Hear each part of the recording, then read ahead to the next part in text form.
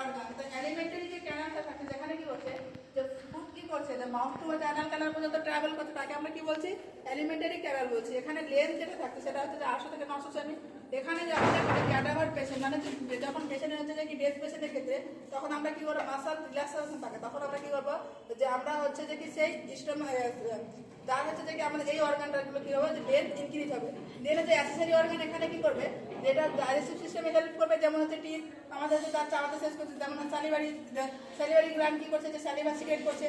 তারপরে pancreas juice secret করছে। Liver যেমন হচ্ছে যে এখানে যে বাইল সিক্রেট করছে গল ব্লাডার রিস্টোর করাচ্ছে। এরাও কি করছে যে সে ডাইজেস্টিভ সিস্টেমে হেল্প করছে।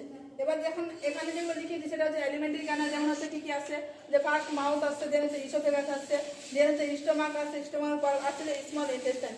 তো স্মল ইন্টেস্টাইন আবার 3টে পার্ট রয়েছে যেমন হচ্ছে ডিওডিনাম জেজুনাম ইলিয়াম। তারপর আসছে লার্জ ইন্টেস্টাইন। তো লার্জ ইন্টেস্টাইনে হচ্ছে যে কটা 4টে পার্ট থাকছে যেমন ascending colon transverse colon descending colon sigmoid colon then হচ্ছে রেকটাম দেন হচ্ছে অ্যানাল।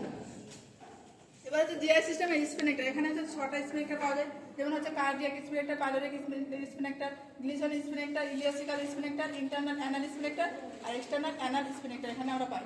দেন হচ্ছে কার্ডিয়াক স্পিনেক্টারটা কি কার্ডিয়াক স্পিনেক্টার হচ্ছে একটা স্পিনেক্টার বলতে কি বোঝায় স্পিনেক্টার হচ্ছে একটা সার্কুলার মাসল।